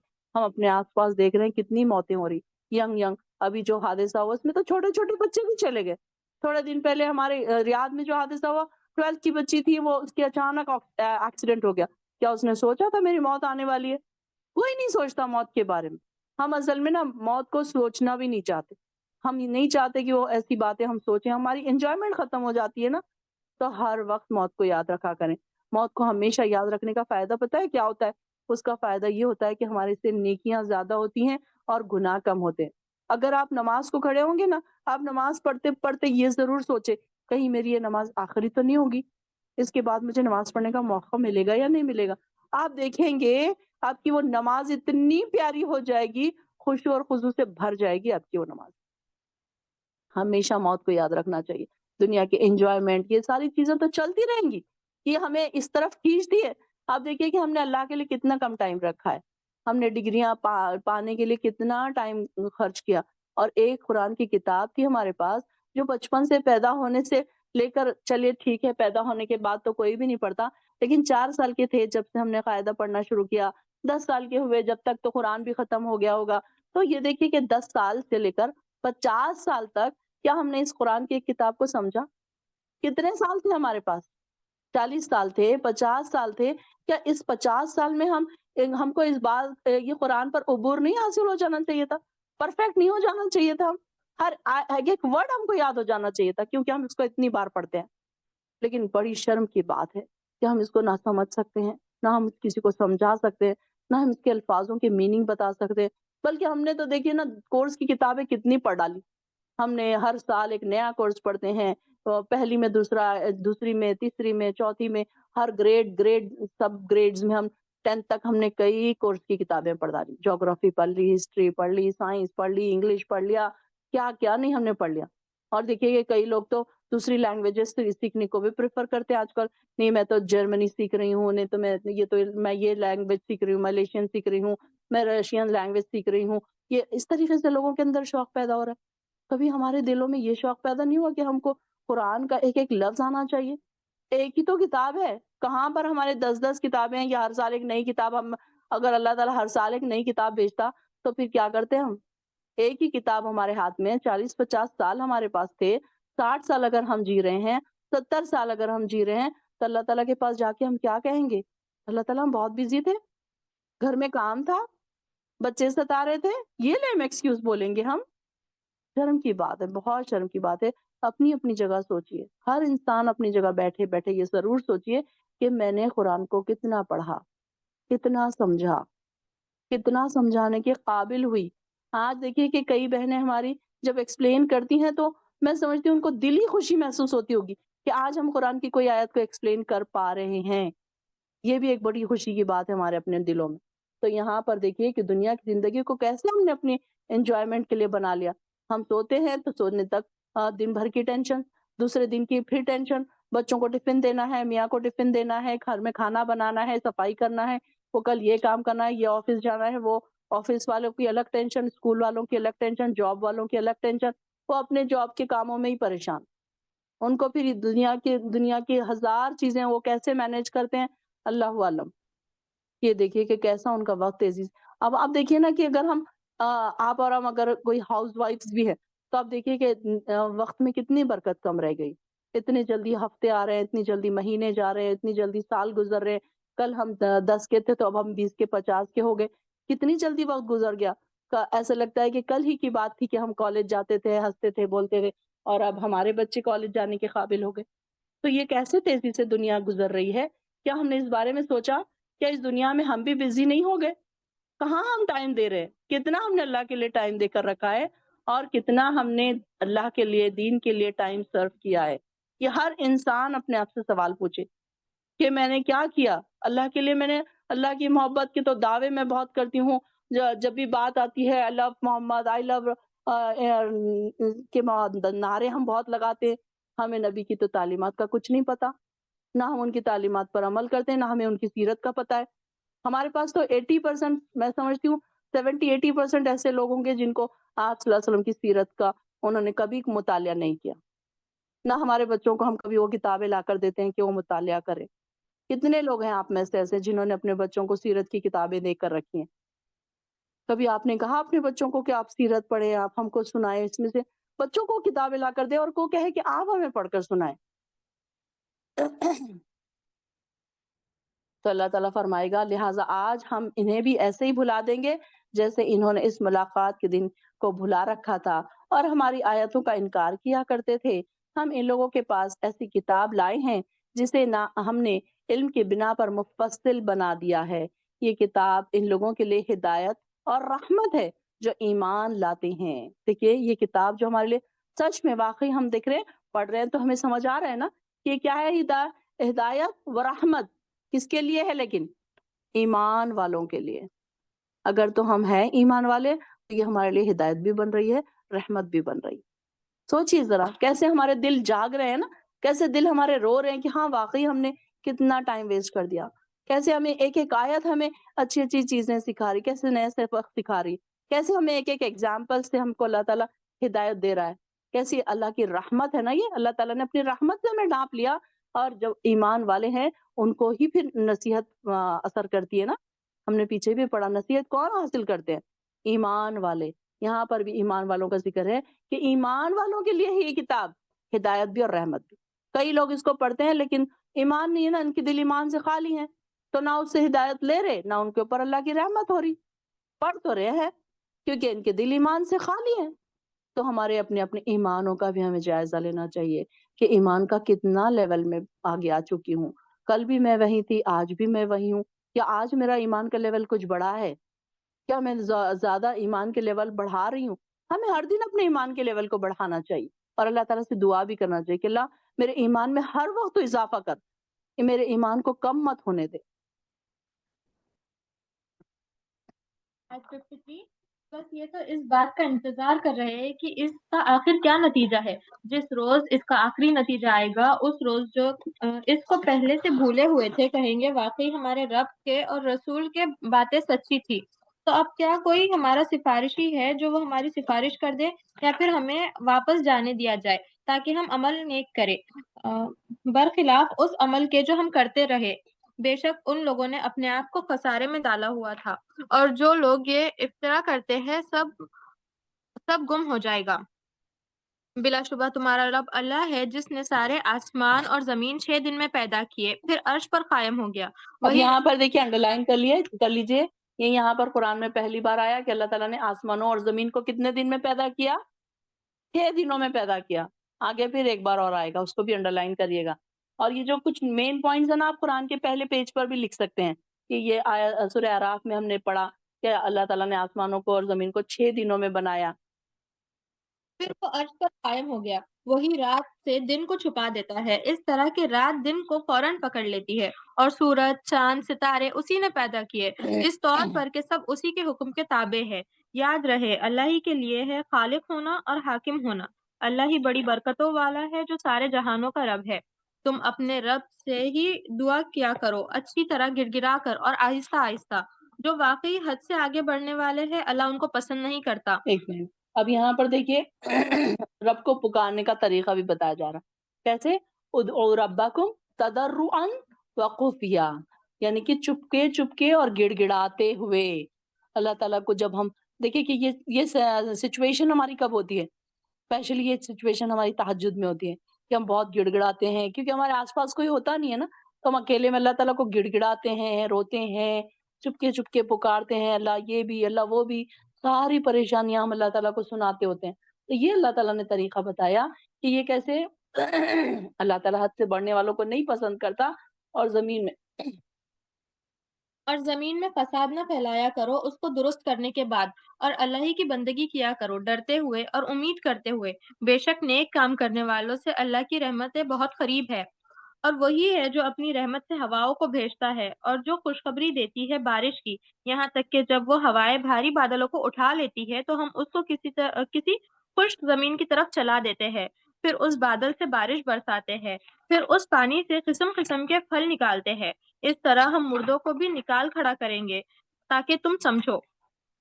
اور جو زمین اچھی ہوتی ہے اس کی پیداوار بھی اللہ کے حکم سے اچھی نکلتی ہے، اور جو خراب زمین ہوتی ہے اس کی پیداوار بھی بہت کم نکلتی ہے۔ اسی طرح ہم اپنی آیتوں کو کھول کھول کر بیان کرتے ہیں ان لوگوں کے لیے جو قدر کرتے ہیں۔ اب یہاں پر دیکھیے یہ مردہ زمین کے زندہ ہو جانے میں کیا بات ہے، اس میں آیت میں لوگوں کے دلوں کی کیفیت کو بتایا جا رہا ہے، مختلف قسم کے لوگوں کے دلوں کی کیفیت بتائی جا رہی ہے کہ یہ کیسے ہے کہ جس طرح زمین کے بعض جگہ کیسی ہوتی، بعض خطے کیسے ہوتے ہیں، زرخیز ہوتے ہیں، شاداب ہوتے ہیں، عمدہ زمین ہوتی ہے، اور بعض کیسی ہوتی ہے زمین، ردی زمین ہوتی ہے، بالکل بکس زمین جس کو ہم کہتے ہیں، تو اس میں اگر آپ کچھ ڈالیں بھی تو اس میں کچھ نہیں اگتا، وہاں پہ گھاس پھوس اگاتی ہے، حالانکہ بارش تو ان پر بھی برسی، بارش وہ زمین پر بھی برسی، اس پر بھی برسی۔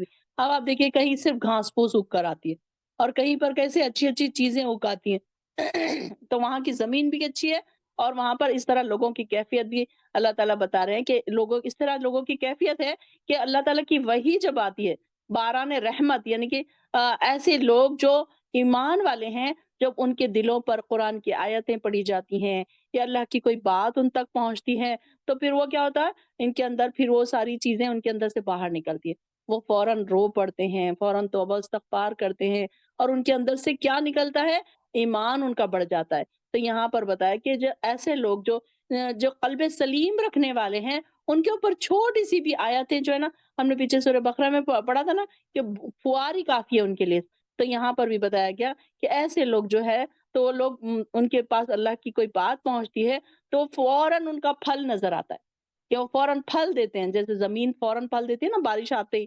اور دوسرے کیسے ہیں، ایسے خبیث لوگ، ایسے گناہ گار لوگ، چاہے ان کو کتنا بھی ان کے اوپر بارش برساؤ، ایسی زمین جو کوئی پھل نہیں دیتی، یعنی کہ ایسے لوگ جن کو آپ کتنا بھی بولو، کتنی بھی نیکی کی بات بتاؤ، کتنا بھی ڈانٹ پھٹکار ان کو سناؤ، تو پھر وہ ساری چیزیں کیسی ہیں، ان کے اوپر کوئی اثر ہی نہیں کرتی۔ جس طرح ایک مالی اپنے باغ میں کیا کرتا ہے، جھاڑ جھنکار کو کاٹ کر پھینک دیتا ہے، اسی طرح بھی اللہ تعالیٰ کیا کہہ رہے ہیں کہ ہم بھی تم کو پھر کیا کریں گے، کاٹ کر پھینک دیں گے اور اللہ تعالیٰ فرما رہے ہیں کہ اسی طرح ہم نے اپنی آیات کو مختلف طریقوں سے ان لوگوں کے لیے بیان کرتے ہیں جو شکر بجا لاتے ہیں۔ دیکھیے کس کے لیے ہے یہ ساری باتیں، کس کے لیے یہ ایگزامپل، لِقَوْمِ یشکرون، شکر ادا کرنے والے لوگ، ان کے لیے ہے یہ ساری باتیں۔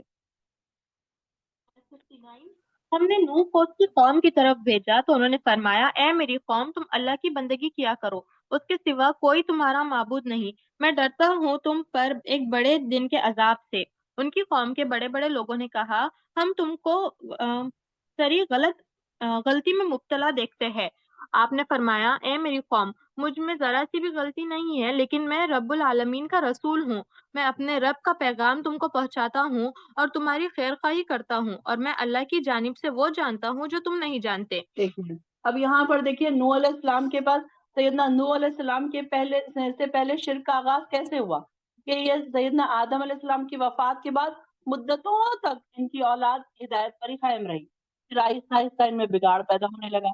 یہ پہلے بتایا جا چکا ہے کہ فساد پلر شرک پر ہی اٹھتی ہے نا، یہ ساری چیزیں بنیاد جو ہوتی ہے شرک ہی ہوتی ہے۔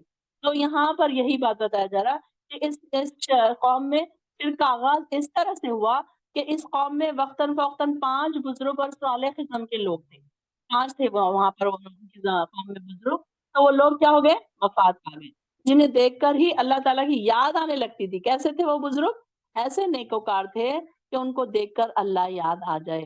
ہم کو بھی اپنا ایسے بنانا چاہیے تھا، طور طریقے، ہمارا عمل ایسے ہونا چاہیے کہ جب بھی ہم سے کوئی بات کرے تو ان کو اللہ یاد آ جائے۔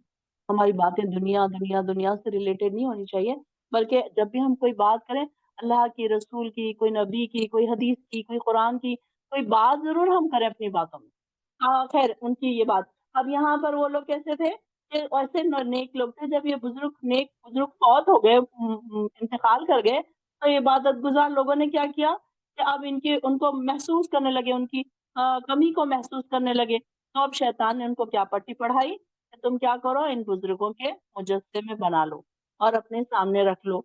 तो अब यहाँ पर तुम्हारा अल्लाह की इबादत में इसी तरह दिल लगा रहेगा। अब तुम क्या करो कि अब इसने सिर्फ उनको मुजस्समे बनाने के लिए कहा ताकि यादगार तुम्हारे पास रहे। इसलिए अब ये क्या हुआ कि पहले तो ये आकर वहां पर बैठते थे, खाली उनको देखते थे, खुश होते थे। पहले यही होता। फिर इन्होंने इन 5 बुजुर्गों के मुजस्समे बनाकर मस्जिदों में अपने सामने रख लिए।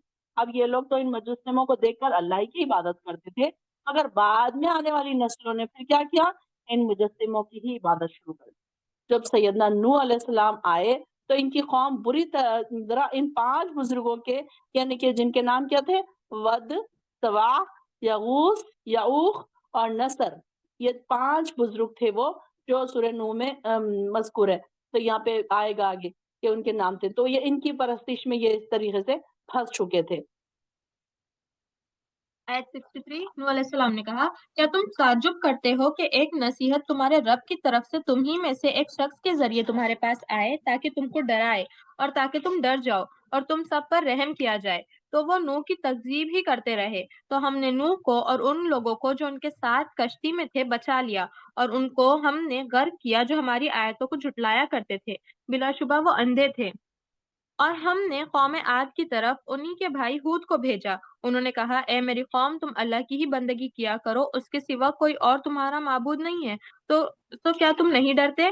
उनकी कौम में जो बड़े बड़े आदमी थे उन्होंने कहा कि हम तुमको बेअक्ल समझते हैं और बेशक तुमको झूठे लोगों में से समझते हैं। हूद ने कहा, ए मेरी कौम, मुझ में जरा भी कम अक्ली नहीं, लेकिन मैं परवरदिगार आलम की तरफ से भेजा हुआ रसूल हूँ। मैं तुमको अपने रब का पैगाम पहुँचाता हूँ और मैं तुम्हारा सच्चा खैरख्वाह हूँ। क्या तुम ताज्जुब करते हो कि तुम्हारे रब की तरफ से एक तुम्हारे पास एक आदमी के ज़रिए से जो तुम में है नसीहत आए, ताकि तुम डरो। और तुम याद करो कि जब अल्लाह ने कौम नूह के बाद तुमको खलीफा बनाया और तुमको फैलाव भी ज्यादा दिया, तो तुम अल्लाह की नेमतों को याद करो ताकि तुम फलाह पाओ।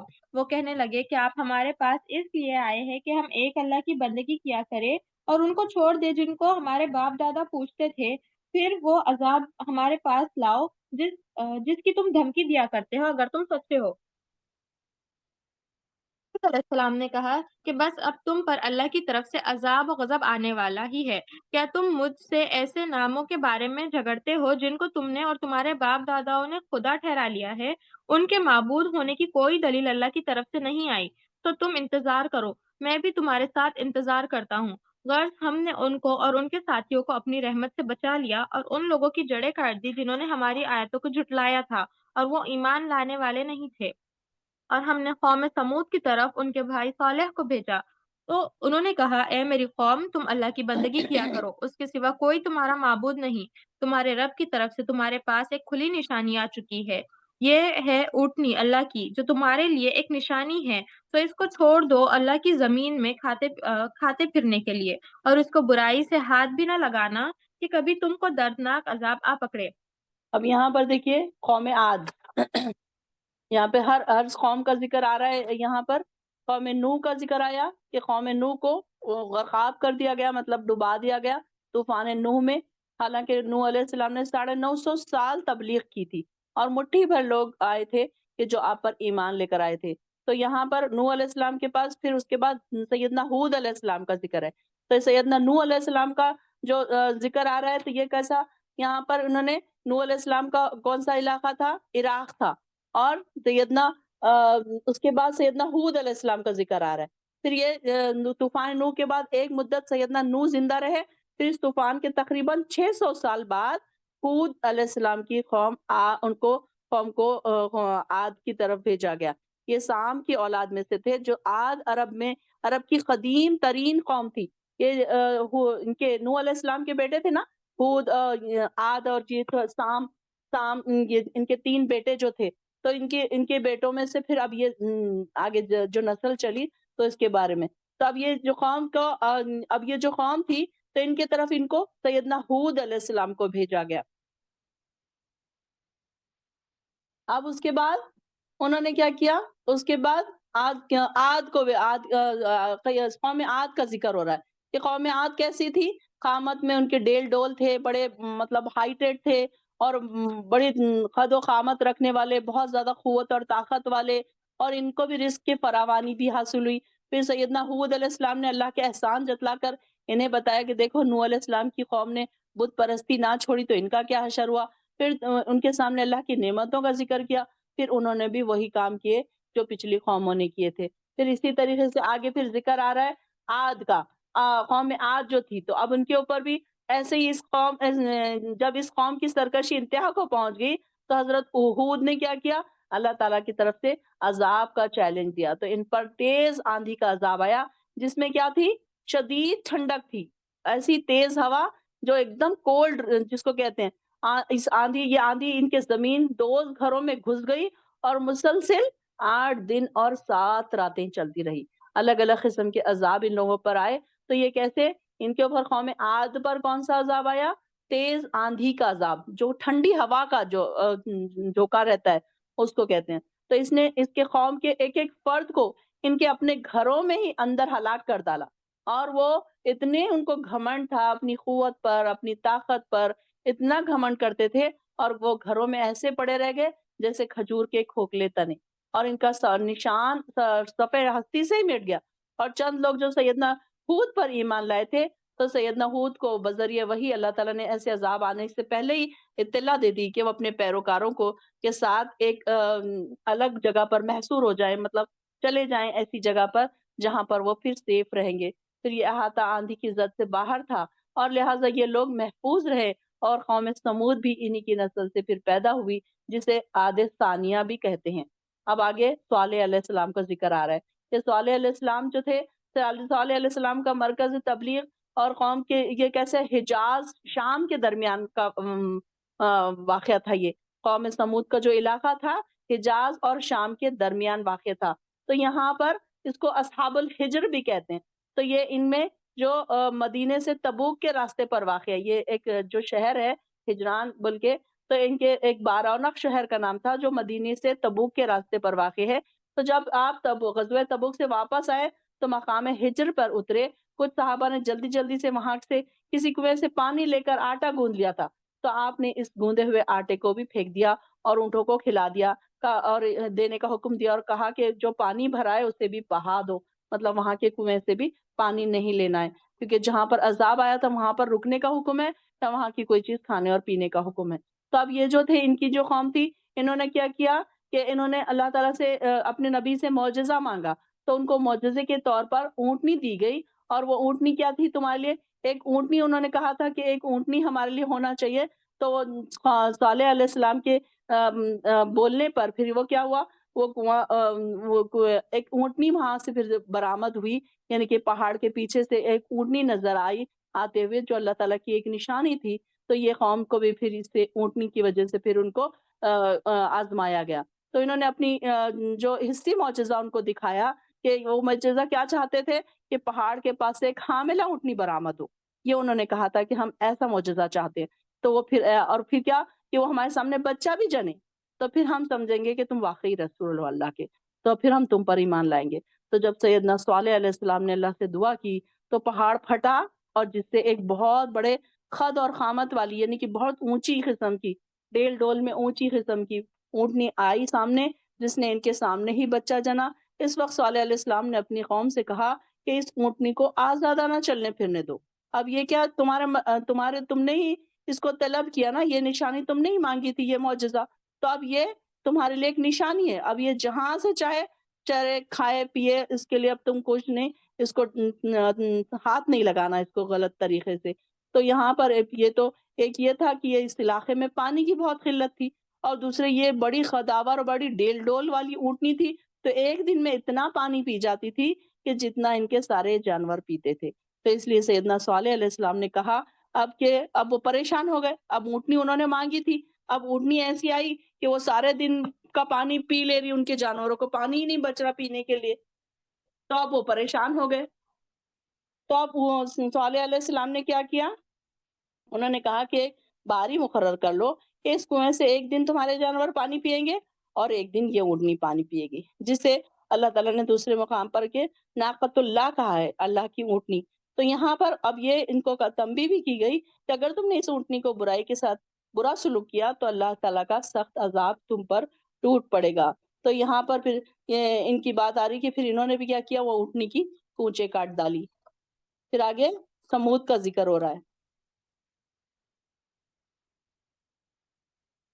آیت 74 اور تم یاد کرو کہ تم کو اللہ نے عاد کے بعد آباد کیا اور تم کو زمین پر رہنے کے لیے ٹھکانہ دیا کہ نرم زمین پر محل بناتے ہو اور پہاڑوں کو تراش کر ان میں گھر بناتے ہو، تو تم اللہ کی نعمتوں کو یاد کیا کرو اور زمین میں فساد مت پھیلایا کرو۔ اب یہاں پر دیکھیے قوم سمود کے گھروں کی ساخت ان کے بالکل ڈفرینٹ قسم کے ان کو اللہ تعالیٰ نے ایک وہ دیا ہوا تھا، ایک ہنر دیا ہوا تھا کہ ایک تو یہ بڑے قد و قامت والے تھے اور ان کی عمریں بھی بہت لمبی ہوتی تھی، اور وہ عام لکڑی کی چھت یا اب دیکھیے کہ اگر عمریں اگر لمبی ہوں گی تو ان کو گھر بھی کیسے ہونا پڑے گا کہ جو جلدی نہ ٹوٹے۔ اب یہ دیکھیے کہ ان کی عمریں کیسی ہوتی تھی، 300 سے 600 سال کے درمیان ہوتی تھی ان کی عمریں۔ تو اب کوئی اگر گھر بنائے گا تو ایسے نہ ہو کہ 100 سال میں ایک گھر ٹوٹ گیا پھر دوسرا بنانا پڑے، پھر 50 سال میں ایک گھر ٹوٹ گیا پھر وہ بنانا پڑے۔ تو ان کو کیسے ہونا چاہیے تھا، گھر بھی ان کے ایسے مکان مضبوط ہونا چاہیے تھا کہ جو بوسیدہ نہ ہو، کمزور نہ ہو، گر نہ پڑے۔ تو اپنے مکان کیا کرتے تھے، پہاڑوں میں بناتے تھے، اور اعلیٰ درجے کے پتھر کو تراش کر بنانے والے انجینئر تھے وہ ایک ٹائپ کے۔ تو دیکھیے جیسے کہ آج کل انجینئرز کیسے گھر بناتے ہیں نا، تو اس طریقے کے وہ اعلیٰ قسم کے انجینئرز تھے کہ جو پہاڑوں کو کاٹ کر اسی میں اپنے گھر بنا لیتے تھے۔ اب یہ دیکھیے کہ کتنے مضبوط گھر ہوں گے اگر پہاڑوں کے درمیان ہوں گے تو، کیونکہ ان کی تو ہائٹیں بھی بہت تھیں، ان کے تو رہنے سہنے کا ان کو رہنا بھی اتنے 100 سال رہنا پڑتا تھا۔ تو یہ پہاڑوں کو تراش کر اپنے ان کے اندر گھر بناتے تھے، جس میں کھڑکیاں، دروازے سب کچھ موجود ہوتا تھا، اور ان کی پائیداری کی وجہ سے یہ لمبے عرصے تک چلتے تھے۔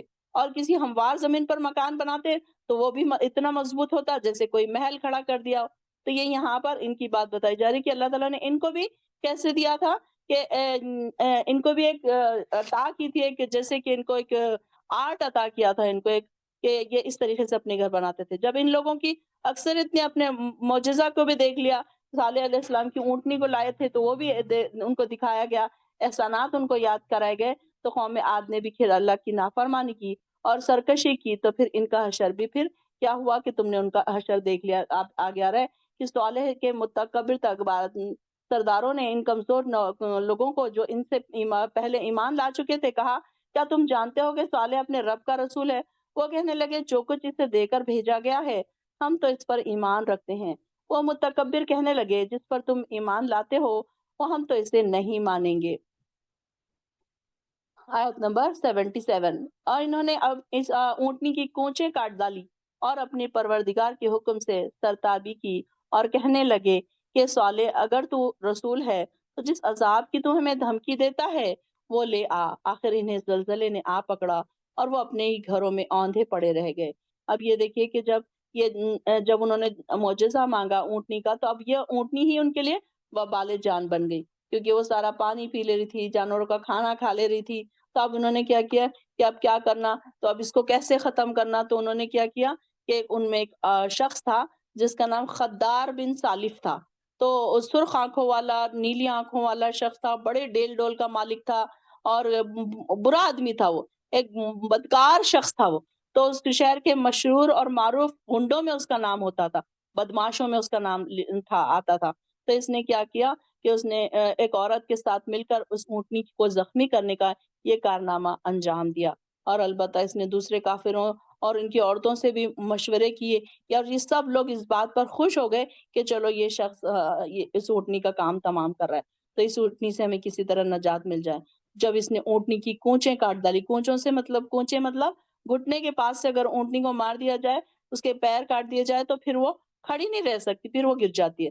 تو یہاں پر ایک اس نے ہولناک چیخ ماری، قسم کی چیخ ماری، اور مار کر پھر دوڑ کر اسی پہاڑ کی طرف چلے گئی جہاں سے وہ برآمد ہوئی تھی، اور اس کا بچہ بھی اس کی ماں کے ساتھ پھر وہ چلا گیا۔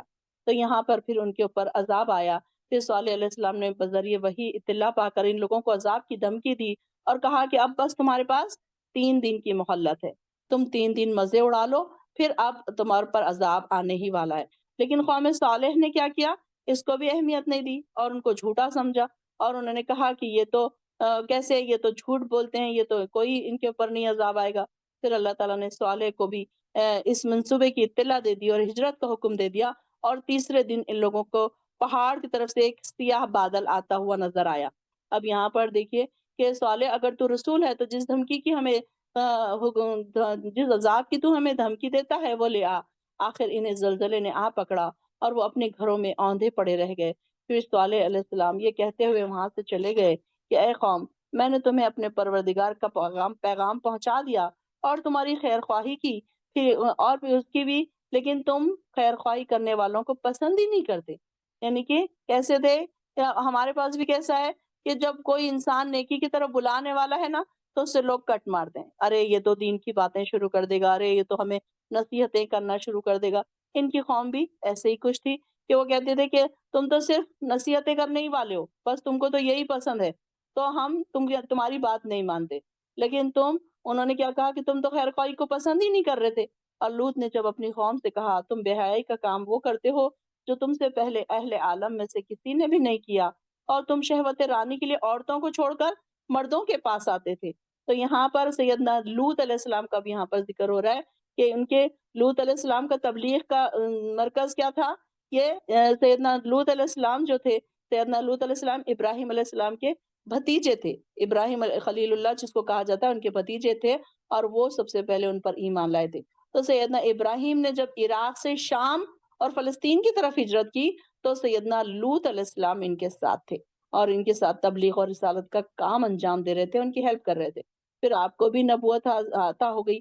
پھر اب ابراہیم علیہ السلام تو مصر کی طرف چلے گئے اور سیدنا لوط علیہ السلام شرق اردن کی طرف بھیج دیا ان کو اللہ تعالیٰ نے، اللہ تعالیٰ نے ان کو نبی بنا کر شرق اردن کی طرف بھیجا، جس کا صدر مقام صدوم نامی شہر ہے۔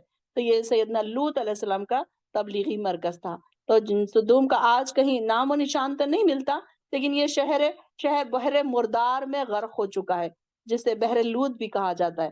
یعنی کہ یہ ساری اب جو ہے تو شہر یہ غرق ہو چکا۔ تو یہاں پر ان کی کیا گناہ تھا کہ یہ عورتوں کے بجائے مردوں سے اپنے جنسی خواہشات پوری کرتے تھے، جس کو آج ہومو سیکسول کہا جا رہا ہے۔ آج تو اس کو کئی بڑے بڑے شہروں میں تو اس کو گورنمنٹ نے اپروو کر دیا ہے کہ یہ چیز جائز ہے۔ تو یہ دیکھیے کہ کتنا بڑا گناہ تھا جس کی وجہ سے وہاں پر ان کے اوپر عذاب آیا تھا۔ اور آج دیکھیے علل اعلان ہومو سیکسولیٹی کو وہ کیا جا رہا ہے، پروموٹ کیا جا رہا ہے، کئی بڑے بڑے ملکوں میں اس کو پروموٹ کیا جا رہا ہے۔ اللہ تعالیٰ بچائے ایسی جگہوں سے ہم کو۔ تو یہ ان کو کہا گیا تم حد سے بڑے ہوئے لوگ ہو، اور اس کی قوم کے سوا ان کے پاس کوئی جواب نہ آیا۔ انہوں نے یہ کہہ کر انہیں کہا اپنی بستی سے نکال دو، اور یہ لوگ بڑے پاک باز بنتے ہیں۔